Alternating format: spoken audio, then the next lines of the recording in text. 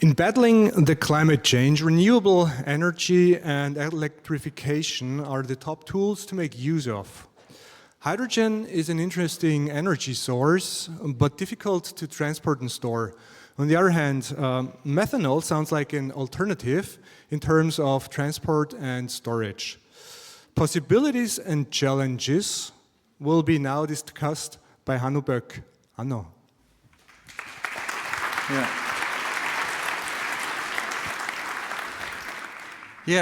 Thanks for coming and for coming to a topic that I don't know, for many may sound a bit obscure.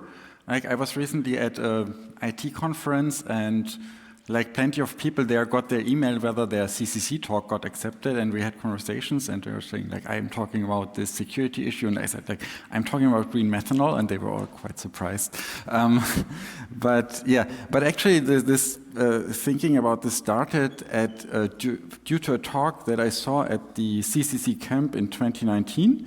You can look it up on media.ccc.de. It's about power to X, because the speaker there talked about a methanol economy and using technologies to turn carbon dioxide into methanol, and quoted some very interesting studies. And that led me down to a path to think about this and learn more about it. We have this problem called climate change, which I think everyone knows. It's been a bit out of the news, and also you may have noticed a couple of years ago it was kind of normal at the Congress to have many talks about this, and this year we no longer have a sustainability track, unfortunately, so I had to submit it to the science track, but it was still accepted. But climate change hasn't stopped, unfortunately. This thing here on the right is a flood we had this year. And the world is still burning a lot of fossil fuels. That is causing emissions, and those are heating up our planet and causing these extreme weather events. So I want to talk about some technologies that could help us fix this problem. And I'm well aware that technologies are not the only solution, that we also need, we need policy, we need changes, or maybe changes of consumption patterns and stuff like that. So just to make that clear, I don't think technologies are the only solution, but I think technologies are a very important part of the solution. And so usually when people talk about this, the first thing you want to do is clean up electricity, because burning coal to make electricity is just very dirty, causes a lot of emissions. Burning gas is a bit better, but it's still kind of bad, and also has methane emissions, and in some cases may even be worse. So the first step is we need clean electricity, and it's, I think, pretty much clear at this point that the main electricity sources of the future will be solar energy and wind energy.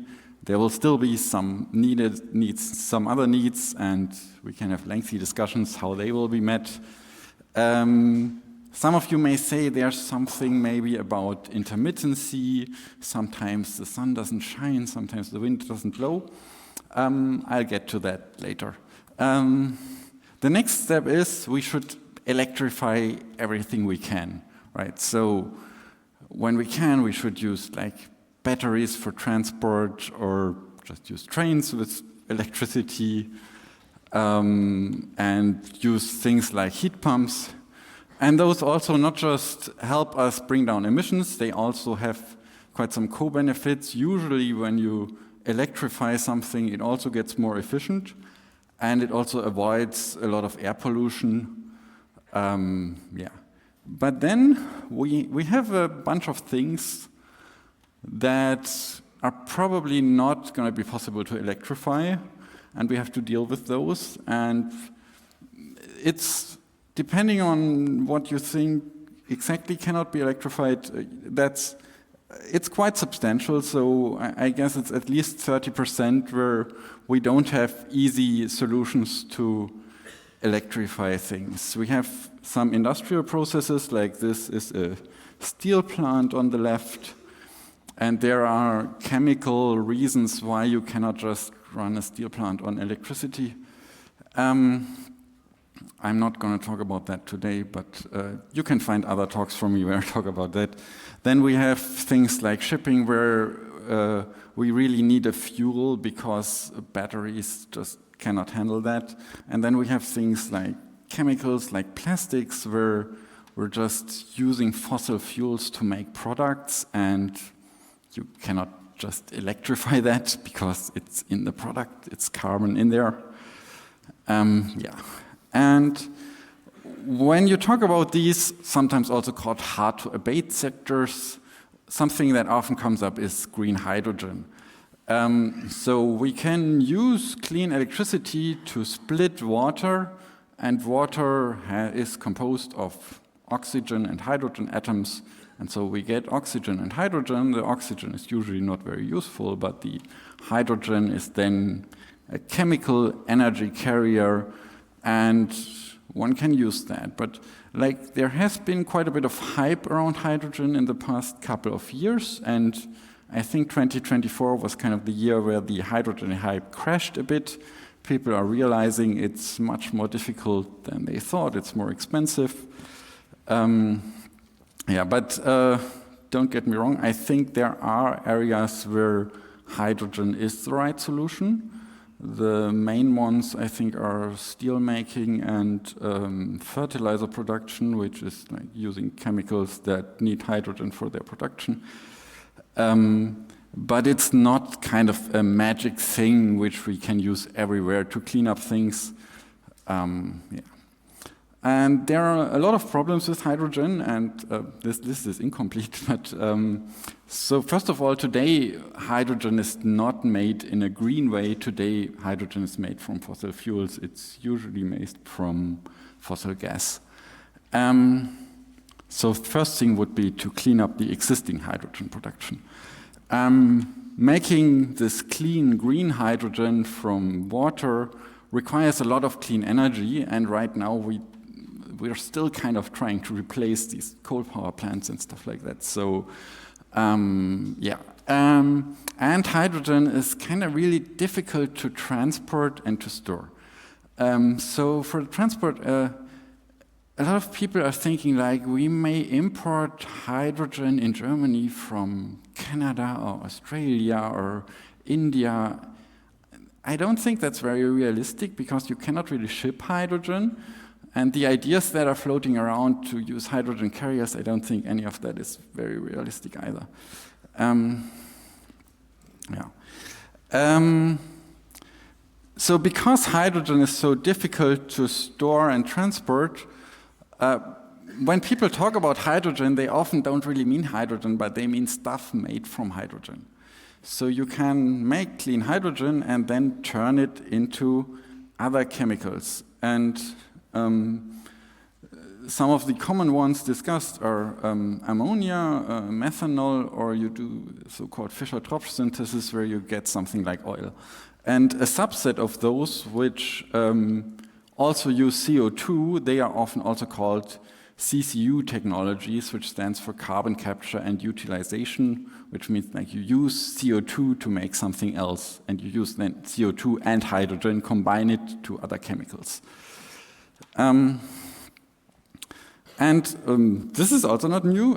This is from a paper that was written in 2005 by someone named George Olah. He was a chemist. He also won a Nobel Prize, and he wrote a paper with the title Beyond Oil and Gas, the Methanol Economy, and he explicitly saw this as an answer to the idea of a hydrogen economy, and where he also already raised some of the issues with hydrogen, like he says, whereas it is indeed clean burning to form water, its generation is a highly energy-consuming process, which itself is not necessarily clean, and volumetric power density of liquid hydrogen is also a drawback at only 1/3 of that of gasoline. So hydrogen has a relatively low energy density per volume, and that's basically what makes it difficult to transport.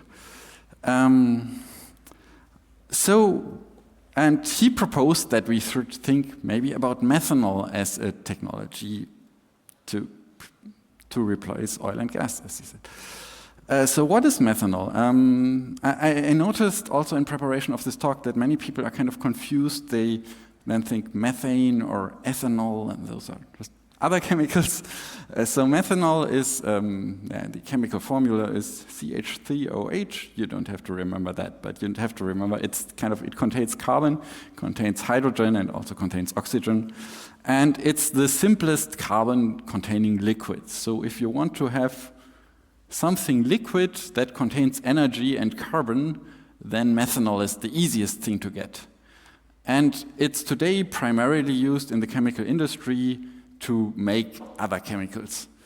And today it's also produced from fossil fuels, so the common way is to make it from fossil gas, which is mostly methane, and then you use a process called steam reforming, which breaks up this methane, and then you end up with something called syngas, which is a mixture of hydrogen and carbon monoxide, and from that you make methanol. I'm aware chemical formulas makes it complicated, but you can try to remember that syngas is the thing we use to make methanol. And this process has also quite substantial CO2 emissions, both during production but also after use, because if you use methanol in a product and that product may end up in a waste incinerator and gets burned and then you have CO2, or also you use methanol to make a lot of gases, and these gases, if they evaporate, they usually get broken down into CO2 as well. So this is not clean. But the idea that George Olah had and others is that you could make green methanol, which is you start by making green hydrogen, which you do in an electrolyzer. That's just like the name for the technology to make green hydrogen from water. Of course, you have to power that with clean electricity for it to make sense. And then you add CO2 and you can combine hydrogen and CO2 to methanol. And this is commonly called e-methanol because we're using electric energy to make methanol. There's a company in Iceland, it's called Carbon Recycling International, and they have been developing a technology like that since quite a while. They were basically inspired by this paper from George Olah, and they also named their first plant after him. This is the first e-methanol plant. I visited it 2 years ago. It's quite small, but it's an interesting technology. So if we have this e-methanol, what could we do with that? So when you talk about wind and solar energy, there will always be some guy, usually, like in online discussions, who will say, hey, did you know that the wind sometimes doesn't blow and the sun sometimes doesn't shine? No, I never heard that. Thanks for telling me. But the researchers who are modeling renewable energy, they know, and they think about it and have ideas about this. We can do things like improving grids and combining different forms of renewable energy and making demand response, but eventually we'll also need some form of storage. And these storage technologies that we have and that are mostly talked about, like pumped hydro is kind of the established technology, and batteries are the up-and-coming technology, but they are not really suitable for long-duration storage because the storage capacity is just too low. And if you start calculating if you want to have 100% renewables with batteries, then the result is always that you will need so many batteries that it's completely unrealistic, which is also a common argument from people who don't like to go to renewable energy. So we need some form of long-duration energy storage. And something that is often proposed is to use hydrogen. Now, if you remember, I said earlier, hydrogen is kind of difficult to store. Because the problem with hydrogen is it's very light. Like if you want to have energy in hydrogen, it just takes up a huge volume. Then you can compress it or liquefy it, but that needs extra energy, and then you kind of lose some of the energy. So storing hydrogen is a bit of a problem. So maybe hydrogen is not the best energy storage then. Two researchers from Berlin and Potsdam, Tom Brown and Johannes Hemp, they came up with an idea. They published a paper last year to do this. In the paper, it looks even more complicated. I have simplified it. When I first saw this, I thought this makes no sense, but then they made an online presentation, and then I also talked to one of them, and then I found, oh, this looks really interesting. So what they're proposing is, okay, if you have electricity available, you make hydrogen, and then you use CO2, which we'll get to that, to make methanol.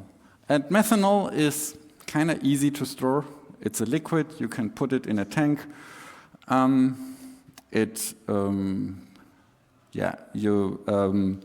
need to make sure that it doesn't get in contact with air moisture, but other than that, it's kind of cheap and easy to store, even for very large amounts of energy. And then if you need electricity, like if you have a Dunkelflaute, wind isn't blowing, sun is not a lot of sun, then their idea is to use an LM cycle oxyfuel power plant. Oh, what does that mean? So that's a specific type of power plant that burns the fuel in supercritical CO2. That part just makes it a bit more efficient than normal power plants. But the other thing is they burn it in pure oxygen. And that means that you don't have nitrogen, and you also don't have nitrogen in the emissions. And that makes it much easier to capture the CO2 that comes out of that power plant. There's a company in Texas, they have a small power plant with that technology. They run it on fossil gas, but it appears it would be possible to run that on basically any carbon-containing fuel. And then the idea is to capture that CO2 and store that as well. And if we have electricity again, then we run this cycle again. And so we have carbon involved, but the carbon is kept in a circle.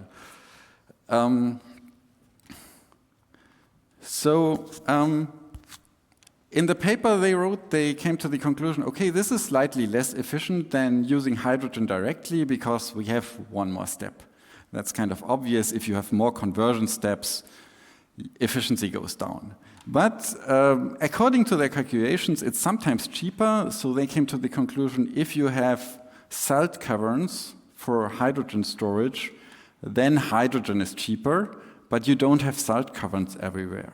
So if you don't have salt caverns, then this methanol option would be cheaper. The other thing I found really interesting is that they were saying, okay, storing methanol is so cheap, we can also do interannual balancing. So you have 1 year with more wind and sun, then you store more methanol, and then you can use that in another year where you don't have as much renewable energy. And also, if you don't believe that, it's based on an open source model, and they have published their code and their assumptions, so you can download it from this GitHub URL, and you can check if they did everything right, or if you don't agree with their assumptions.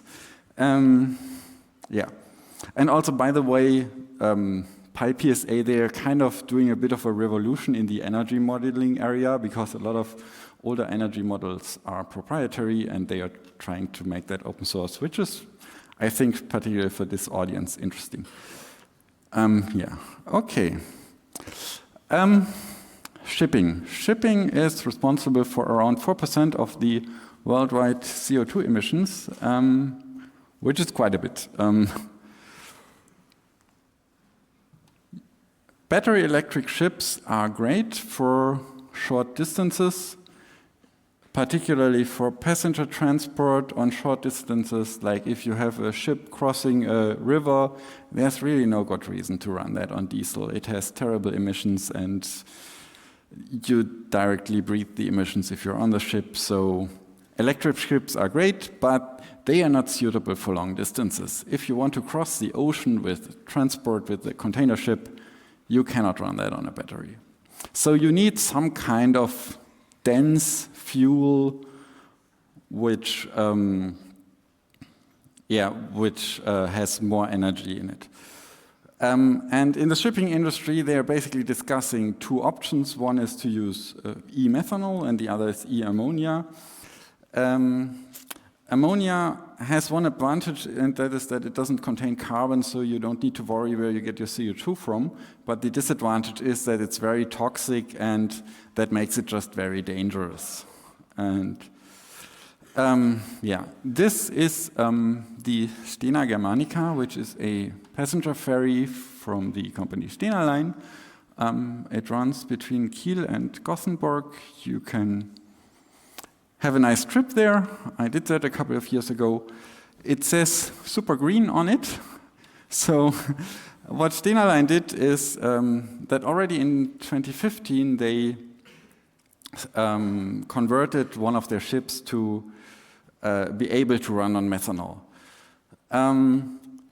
So at that time that was kind of very special and unusual, but today it's kind of the thing that the shipping industry is discussing. And this really was pushed by the company Maersk. Maersk is like one of the biggest container shipping companies, and they started buying methanol ships that can run on methanol a couple of years ago. And Maersk also kind of started investing into a lot of companies that are developing green methanol technology. Unfortunately, this year they started ordering LNG ships again, so they run on fossil gas, which was by many considered as kind of a U-turn, so they kind of seem to run a parallel strategy. They are investing in the green stuff, but also they seem to still think they will run fossil fuels for quite some time. Okay, I have to do a bit faster. Plastics. I mean, you know what plastics are, right? This is, I think, polyethylene. Plastics are made from fossil fuels, and you could say plastics really are fossil fuels. The main ingredients for making plastics are the so-called olefins. The main ones are ethylene and propylene. And these olefins are made in so-called steam crackers. These steam crackers use either naphtha or ethane. Naphtha is something you make from oil, and ethane is a byproduct from gas production. And then they break up these inputs and make these olefins, which are the building blocks for most plastics. There's another technology to make plastics, and that is to make plastics from coal. Now you may wonder, what does that help? This is a technology that's mainly used in China. It has been developed in Germany. The reason is China doesn't have a lot of oil and gas, but they have a lot of coal. So what they are doing is they are using a technology called coal gasification, which turns coal into syngas. And syngas is, as you may remember, the stuff that you make methanol from. So they turn coal into methanol, and then they make these olefins from methanol in a technology called methanol to olefins. This produces a lot of CO2 because this coal gasification process just produces a lot of CO2 because coal has a lot of carbon in it. But as you can see, like we could, if we had green methanol, we could like put away the part on the left and then just use the part on the right, and then we could make plastics from a green source. And like with these two technologies, we kind of have two options. We can try to make these steam crackers clean, or we can use these methanol to olefin technology and make this green.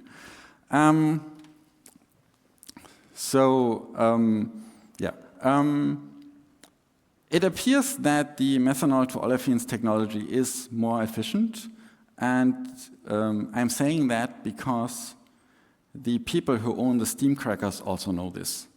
And I know that because I read their publications.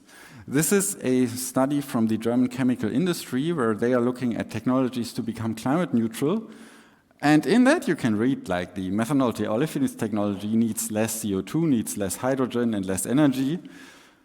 We still want to run our steam crackers, and therefore we have some obfuscated reasons why we want to continue running our steam crackers. But like it's between the lines, but the companies owning, like most steam crackers in Europe are in Germany, so they have really an interest to argue for the steam crackers, and between the lines you can read that they also know that this technology from China is kind of the better one if you want to go to green inputs. This was a news recently that I found very interesting. AP Möller has launched a startup to build a fossil-free plastics plant in Belgium based on methanol. If you wonder who AP Möller is, that's the company owning Maersk. So, as I said earlier, Maersk has kind of invested into a lot of companies developing green methanol technology. So it seems they thought maybe we don't just use this for shipping, but maybe also for other things. Yeah. I mean, that's kind of just an early announcement, and I don't know if that plant will ever be built, but it's at least very interesting. The other very interesting development, the Carbon Recycling International, the company from Iceland, they have sold one of their plants in a much larger scale to Jiangsu Sailboat. And that is kind of the biggest Chinese company running this methanol to olefins technology. So they are now replacing some of their coal-based methanol with e-methanol. It's not really green methanol because they are not using green hydrogen, but it's still, I find it very interesting that like these Chinese companies are looking into these technologies. So we could use green methanol to store energy, we could clean up shipping and even make fossil-free plastics. That all sounds great. So I have to talk about some downsides. None of this is going to be easy. Methanol is no magic silver bullet. Sorry. This is an e-methanol plant. It's unfortunately just a computer graphic. And it won't be built because the company that wanted to build it this year said they will cancel it. This was a project in Sweden by the company Ørsted, which is a Danish wind energy company. They wanted to build a 50,000 tons per year e-methanol plant, it's quite substantial, but they canceled it. I'm not entirely sure what happened there, but speculation is that they were kind of hoping that the EU regulation for clean shipping fuels would be more ambitious, and then that didn't happen. Also, maybe the situation in Sweden politically is not so friendly anymore towards green technologies. Don't vote right-wing governments, it's not helping.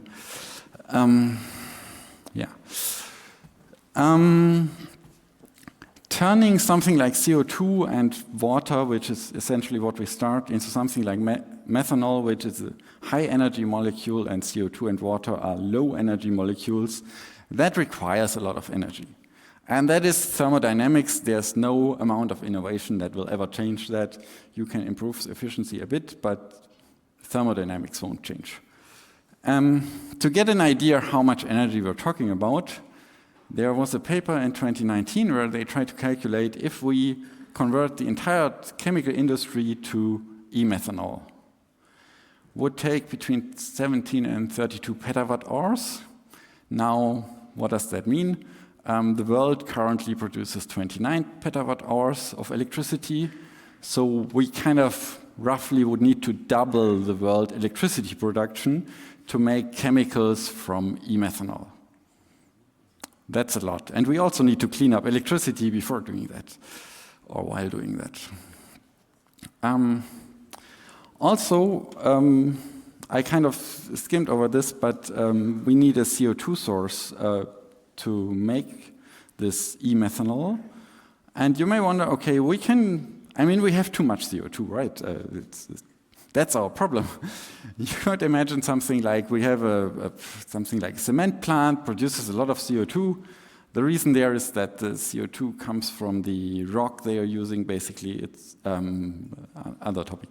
And then you use that CO2 to make green methanol, and then you have a green fuel, and then you burn that, and then the CO2 is back in the atmosphere. But the cement plant can claim that they're climate neutral, and the company that's burning the fuel can say we have a green fuel, and nobody is responsible for that CO2 anymore. I also call this the Holcim model because, like the cement company Holcim, that's basically what they have announced they want to do at their Lägerdorf plant, which is not far from here, I think. Yeah, they're saying they make climate neutral cement plant and will convert their CO2 into methanol.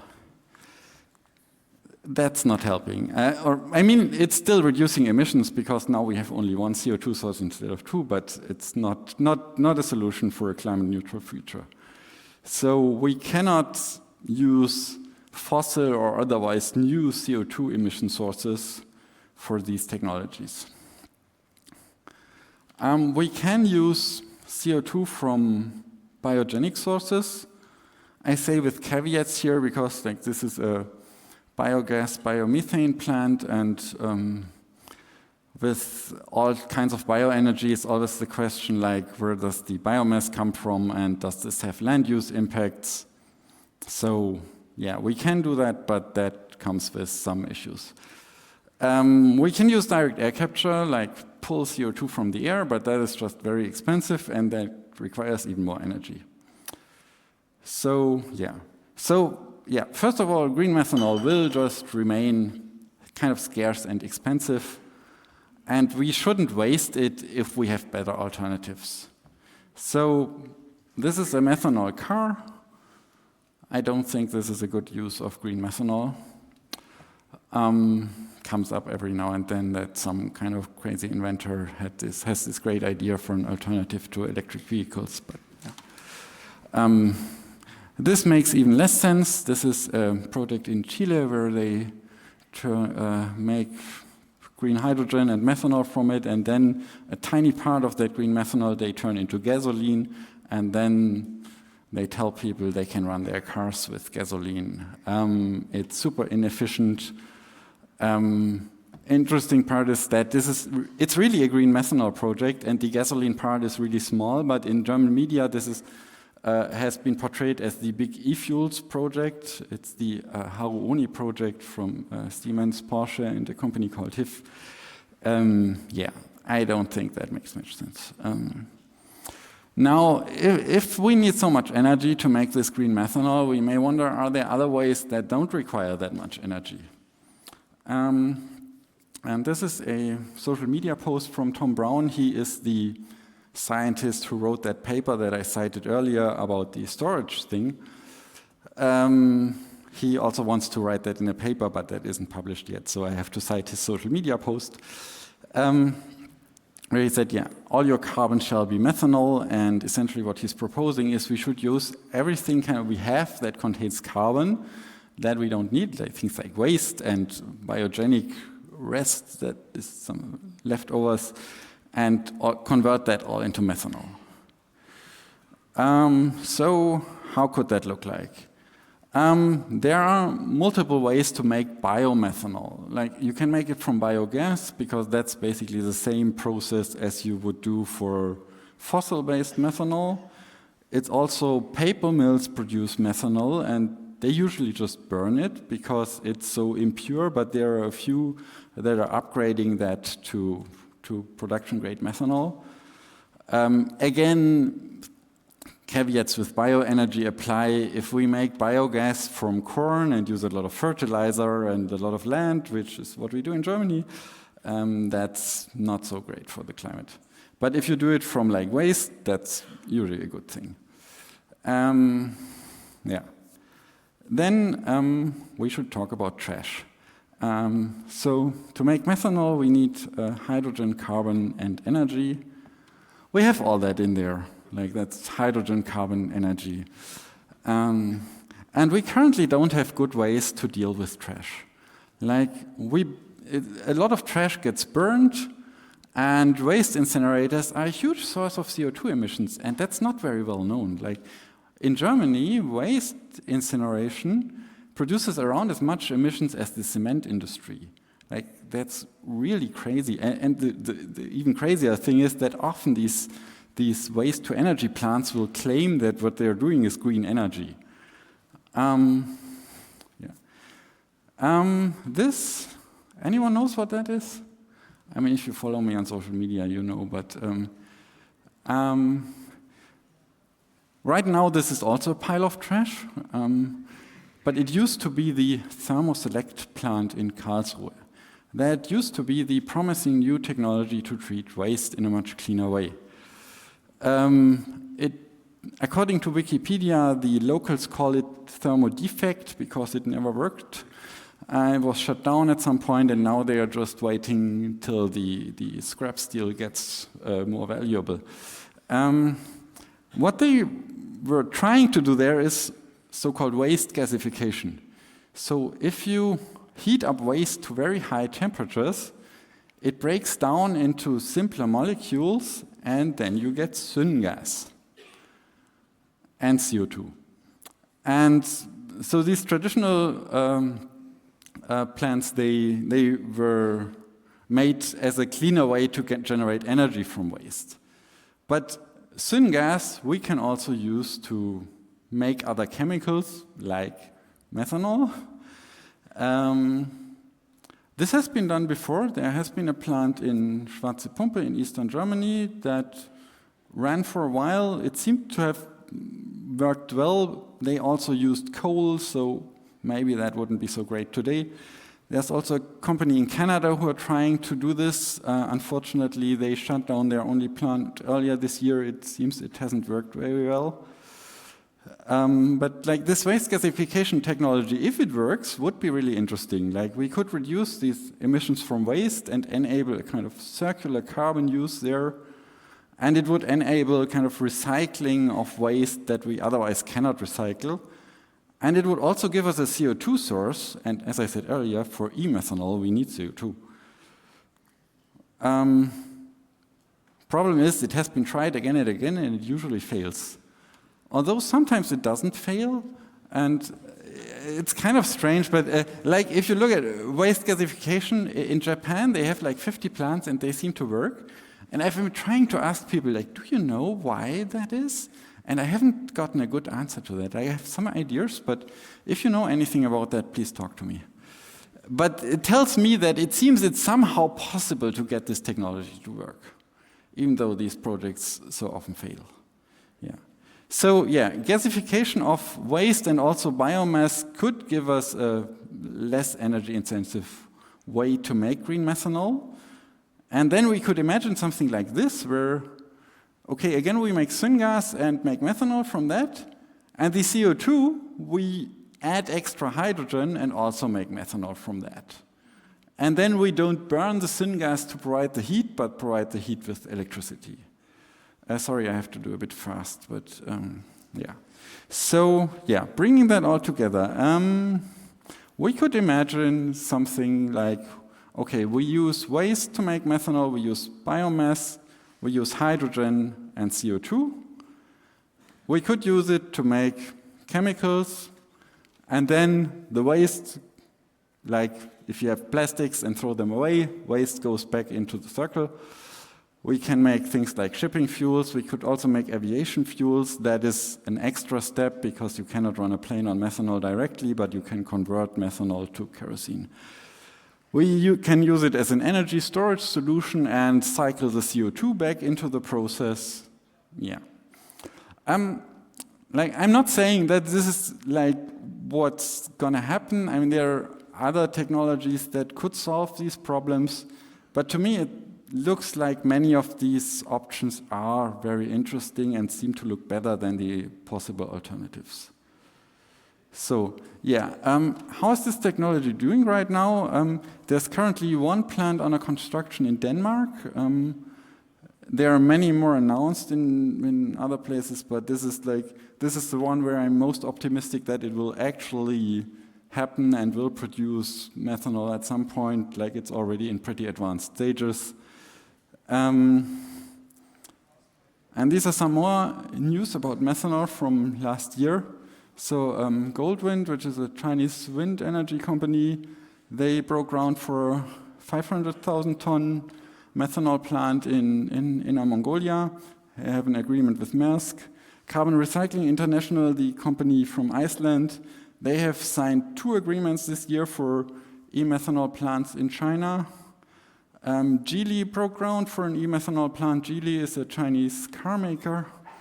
Clariant, which is a German special chemical company, they announced that they will deliver a catalyst for a large biomass gasification to methanol plant in China. And Hapag-Lloyd signed an Hapag-Lloyd, the shipping company, signed an offtake agreement with Goldwind, like the company from the first line, for bio and e-methanol. So it seems to me there are some companies in China who are betting on this technology, and that's something makes me think, because like we know solar energy is kind of huge these days, and solar energy, the solar cells come from China. And I have no problem with that, right? I mean, if China develops our green technology, I'm fine with that. We need to solve a problem here. But maybe it would be nice if it would not only be in China. Yeah, that's food for thought. Yeah, thanks for listening.